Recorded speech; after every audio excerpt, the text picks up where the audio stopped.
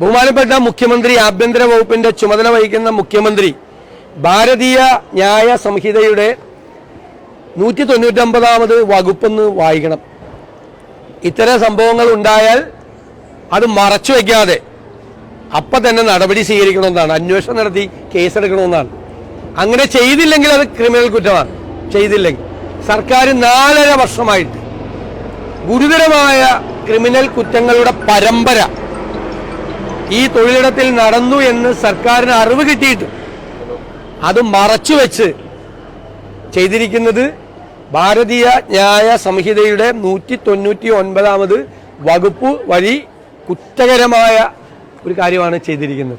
ഈ cinema conclave എന്ന് പറയുന്നത് ആരോപണ വിധേയരായ ഇവരെയും ഇരകളെയും ഒരുമിച്ചിരുത്തി ഇരകളായവരെ അപമാനിക്കുകയാണ്. സ്ത്രീത്വത്തിന് നേരെയുള്ള അപമാനമായിരിക്കും ഈ സിനിമ കോൺക്ലേവ്. മന്ത്രിസഭയിൽ മന്ത്രിയായിരിക്കുന്ന ഗണേഷ് കുമാറിന് ഇതിൽ പങ്കുണ്ടോ എന്ന് അന്വേഷിക്കട്ടെ. ഞാൻ കഴിഞ്ഞ ദിവസം പറഞ്ഞത് അദ്ദേഹത്തിനോട് മറുപടി പറയാനാണ് പറഞ്ഞത്.